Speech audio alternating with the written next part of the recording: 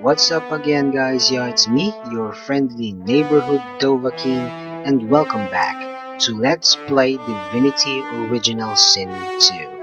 And before we begin, be sure to hit on the subscribe button for more great videos. Alright, in the previous episode, as per the game's soundtrack, I said that I'm gonna be alternating my intros and outros between the main theme and Rivellon. And the Rivellon that I've been using for the longest time is the light version. This one, however, if I may say, is the complete one, along with wind instruments in the beginning and a full orchestra on the entire piece. Exactly the one you hear when you waypoint to the ship. By the way, Beast's theme will linger on this vid as well. Anyway, on quests, we've dealt with Blood Dowry. But as per the secrets of the Dwarves, we've only addressed matters that took place on ground level, because a majority of this quest happens underground, in the sewers to be exact. This quest is also closely linked with the missing prisoners, which I obtained back in episode 63 from the Paladin Warden at the prison. Anyhow, we carry on here at the buffet of the botched wedding to get some intel, and if I may say, literally, a very significant piece of masonry.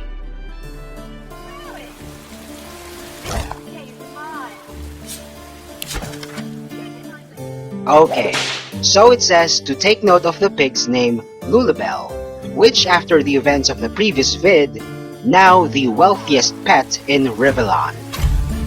And yes, the key to the Queen's secret underground court is a brick. Now let's check out the cellar of the estate.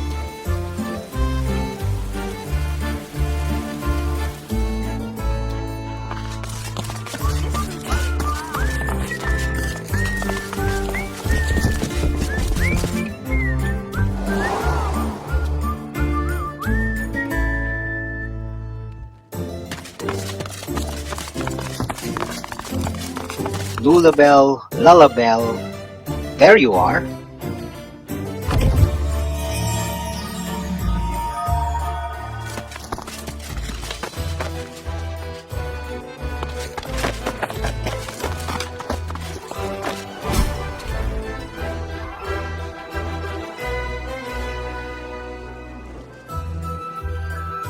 The entrance to the Queen's Court is at the very far southwest of the main sewer map. And frankly, this is the worst origin point, because you have to deal with a lot of traps along the way. The faster way is via the upper level of the sewers, which I simply refer to as the junction, because it looks like one with a convenient waypoint smack in the middle. To access the junction, descend to the shore between the barracks and the schoolhouse. Plus, this way also updates the missing prisoners quest by chatting with a Magister's ghost.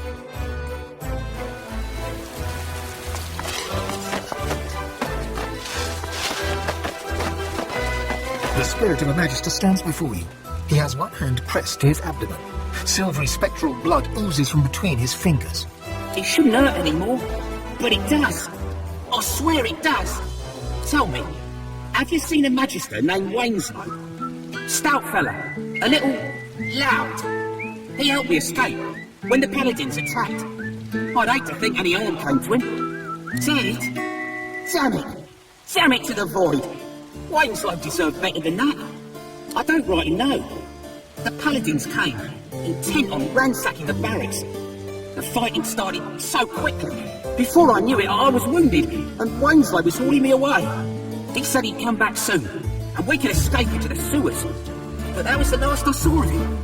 Wainslow and I came across him while we were looking into some inmates who went missing from the prison. I doubt anyone will figure out what happened to them now.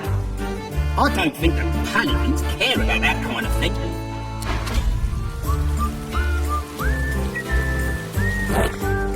This key definitely opens something in the prison, but I already cleared that in episode 63.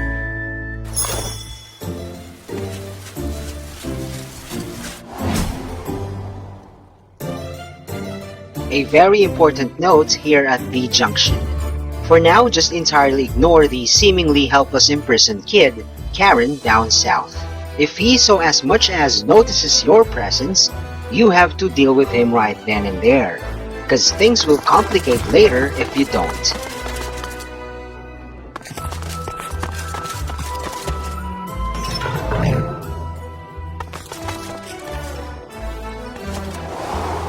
Anyway, now we're back at the main sewers. And another important note. Again, for now, don't touch any of the webbed victims. To avoid an untimely fight against crawlers/spiders that explode into death fog upon demise. This, along with the difficult Karen fight that I mentioned earlier, will be dealt with in one of my future episodes. Alright. Since this area is spider territory, walking casually will get you annoyingly enwebbed. And to prevent that, simply cast anything that would make you float.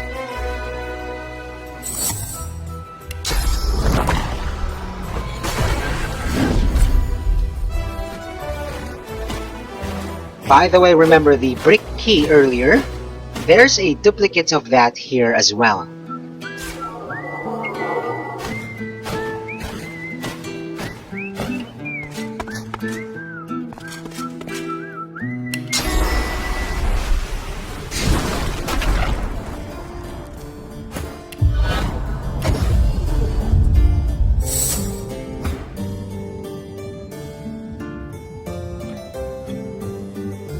Anyhow, the valve just opens this door, but here is where we can find the unusual lock, which opens via brick key.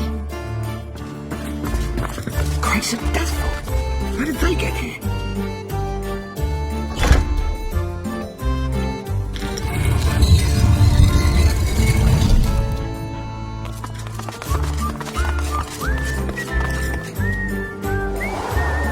A guard rushes in front of you, and before you can flinch, the point of a sharp spear draws a bead of blood from the artery in your neck.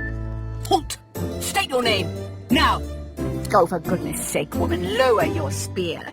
That is no way to greet a guest. Isbeil, I've not known you to be so welcoming to strangers. Have I yet to disappoint your highness in matters of security? Your majesty? Do as she says. Lower your spear. Yes, of course, my queen.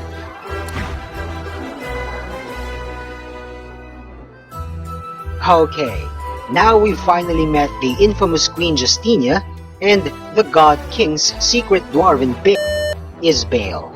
And for this next conversation, you need not persuade. Just let the narrative play out.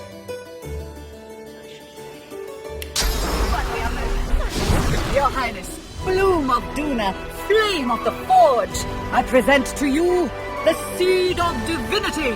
Queen Justinia sucks in her cheeks, then offers you her unwavering hand. The Queen retracts her hand and rewards your reverence with a curt nod. An audience is granted. I am yet too intrigued to give my leave. Now tell me, Isbeil, why do you allow this man before you? My queen, the human specimen before you is a godwoken, a claimant to the divine throne. The Queen wrinkles her face and gives Isbeil a sideways glance. Isbeil's red-brown eyes meet her gaze head-on. Many have laid claim to Lucian's legacy, including his own inferior spawn. I presume our visitor has more than a vague title to boast of. Such an excellent question, but a bit premature, don't you think? We adhere to a certain decorum in this court. I am certain you understand. Goodness, I've met street urchins with more manners. I think you'd have more respect for ceremony. Well, I see no reason to mince words, Godwoken. You're here to die. Isbeil, whatever's gotten into you? Malodorous it may be, but this is still a court. Not a gallows. Your Majesty, the Godwoken is no ally, but enemy. He would throw your plans in disarray. You have worked so hard. Hearts must fall to the death walk. What? Nonsense. It cannot be. Oh, but you're a clever one, Godwoken, aren't you? Fine. You've outed me, but it doesn't matter. You can't stop the death fog. The wheels are in motion. Isbeil? Shut your royal maw, Justinia. Arcs will fall and your memory ripped. They will believe it was your will, your plan, your command. Guards, arrest Isbeil. She is no child of Duna. The guards unsheath their blades and point them not at Isbeil, but at the Queen. I'm afraid I have other intentions.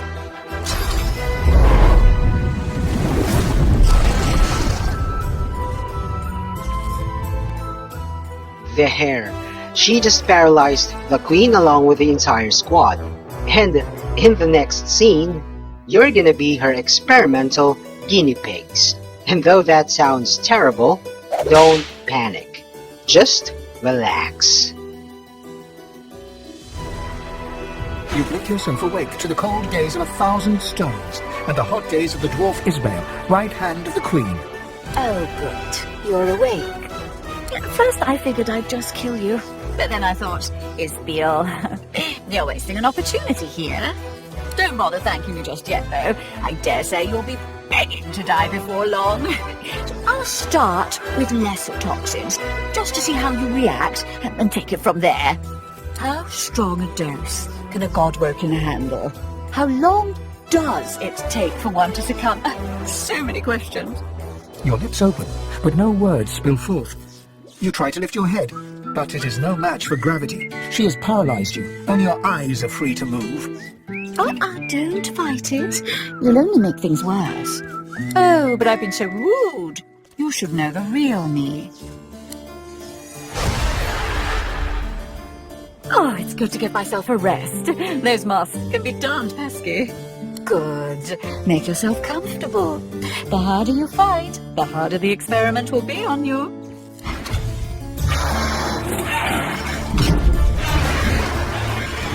That dose proves quite alarming for my normal subject. Let's try a new approach, shall we? Let's see now. I have just the thing. Just the spritz, mind you.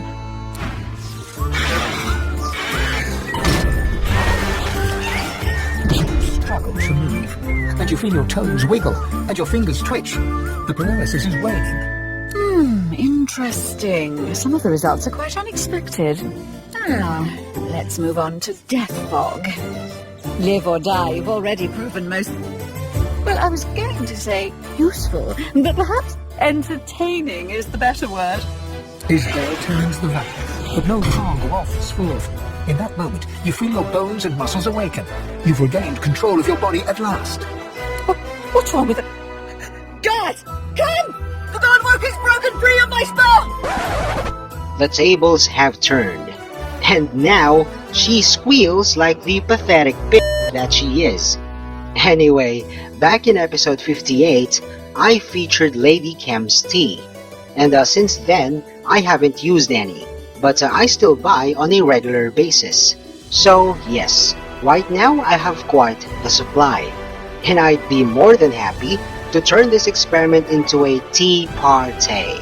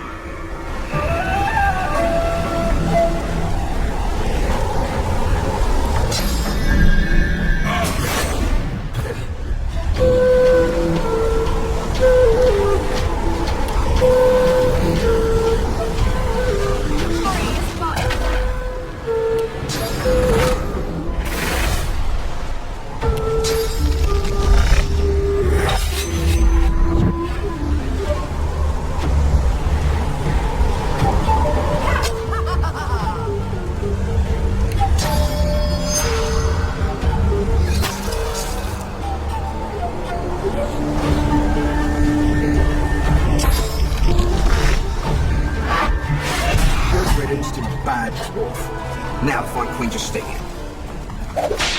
And Super Scion Isbeil with a wicked finish.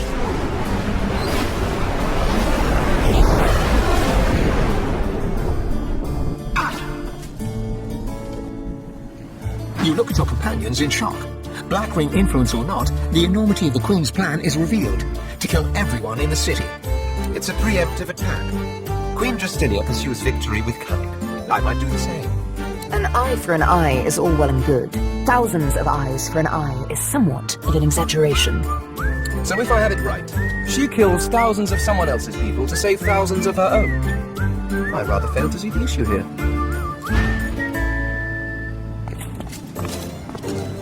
Do you think Arx is safe in my death? I faced the grave before, you know. Yet through the God King, I have eternal life. You've such a soft spot for that woman. Do you really think she didn't know exactly what releasing Death Fog into Arx would mean? Don't be fooled. I may have planted the seed, but she gleefully tended to it. My entourage is taking good care of her, I promise. Well, as good as you would expect. If she's missing a few digits or bearing a few new bruises, that's just expected wear and tear. The Master's purpose is his own to speak, not mine. You're good with words, so sincere, I almost believed you. But let's pretend I fell for your little persuasion game. I'll tell you the Black Ring's plans on one condition. You release the Death Fog. You bring my mission to an end. The spirit pauses, then nods. The God King feeds on war, on death, on disease, on the rich source the living ones carried within them, knowingly or not. I think this clear by now. The Death Fog was not just a murder bomb, but a tool. A tool for sowing discord. A tool for pitting the Order against the Dwarven Kingdom. A tool for ridding us of those who would see us fail. Every race, every creed, and every claimant to the title of divine. Isbeil's voice rises, and her fists tighten. You presume she'd have gone red with fury, were she not wholly translucent. I lived for that day, Godwalker. The flesh of every magister melted like butter in the sun. The paladins' eyes bugged out in horror as they watched their spouses and children choke on the death fog, clogging their lungs. There would be screams first. And silence. As you wish. I haven't forgotten your promise, however, and neither has he. It must be the God King to claim me. How is it you?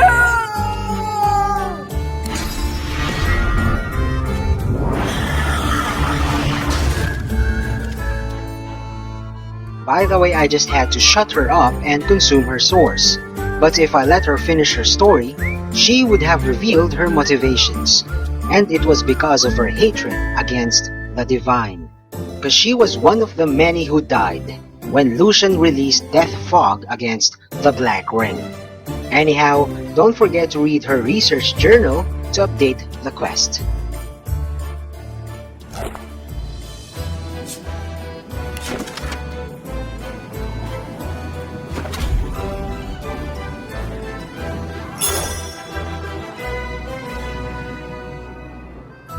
Alright, to finally end this quest, we must chat with Queen Justinia, and to get to her, use the illusionary door on the left, because the one on the right is a Death Fog trap.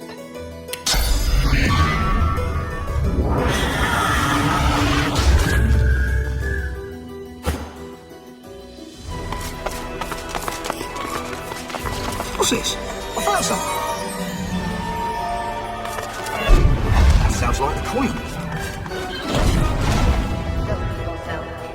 Isbeil, the traitor! Where is she? I will split her black skull in two! By whose hand? Yours? It should have been my own axe to slice her neck. Take me to her bones. I've a mind to chop them into pieces, the foul witch! Justinia struggles to control her rage.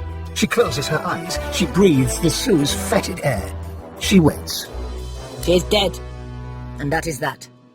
Justinia pounds a fist against her palm. One smack, then a second, then a third. You may not believe me, but what I did I thought I did for the sake of my people. The sinking of the Peacemaker, the driftwood smuggling operation, the death fog.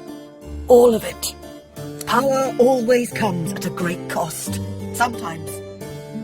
Sometimes you have to take some lives to save others.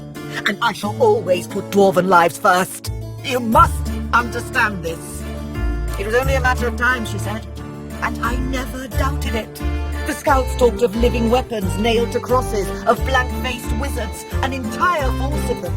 If we didn't come for the Order, the Magisters and Paladins, they would come for us. They had my ear all the while, the Black Ring. I'm sorry, truly sorry, to think of it. You wish to kill me? Then let's see you try.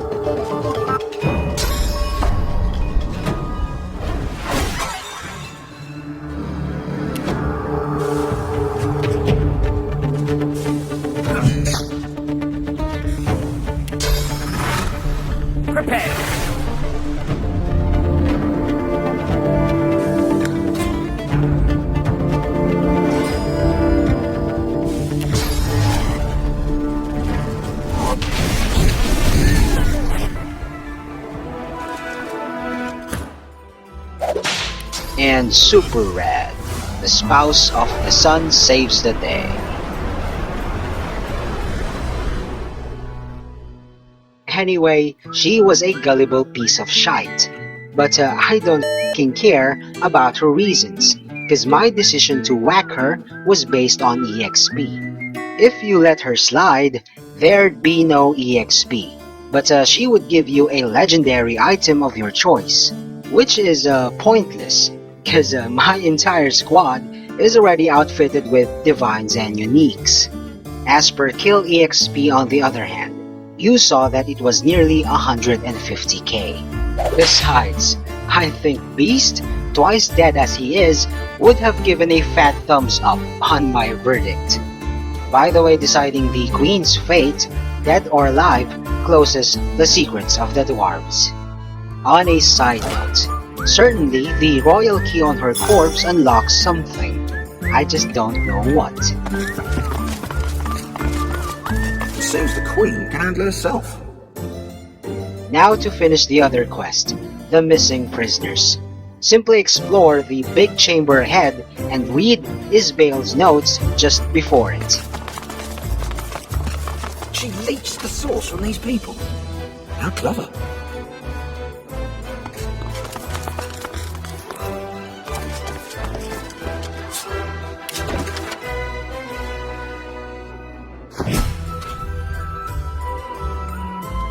Prior to reporting back to the Paladin Warden, don't miss the 2 guaranteed random divine items in the small concealed chamber, which are respectively contained in a chest and a cache behind a black ring banner.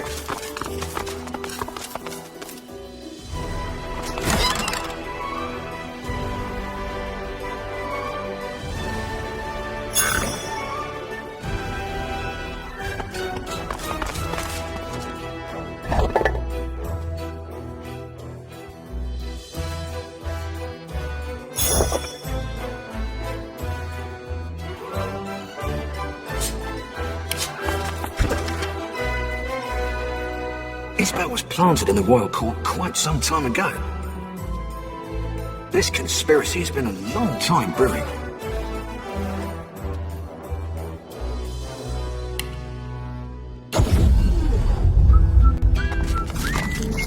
The elf gives you a slow clap. Clap, clap, clap. The evil Isbeil is dead. The doctor will see you now. The elf gives you a cool look. When he speaks, it's through gritted teeth. A word of warning to you, Fane, my mysterious friend. One you would do well to heed. Do not make the doctor wait. Unless he wants to die earlier in my playthrough, the demon doctor will f***ing wait.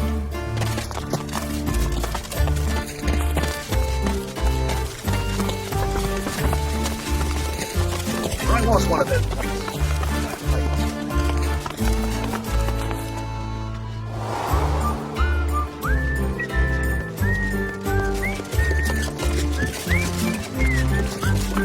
Though the quest already closed back in the sewers, reporting back to the paladin warden here in the prison nets you a reward.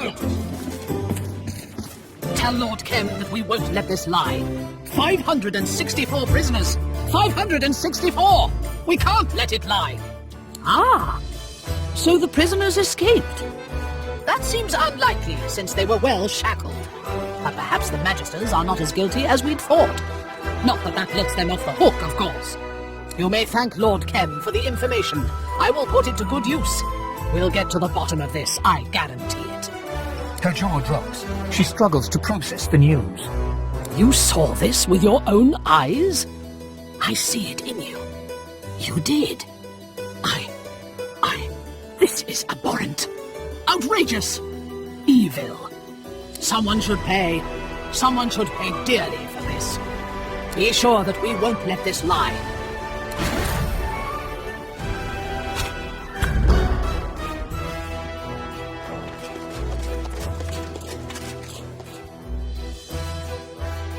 Anyway, that was just a quick run, but of course, leave no stone unturned. And that's all there is for now. Thanks for watching. Also, check out other videos from Sabbath Clan Philippines and subscribe. See you on my next vid. Peace out.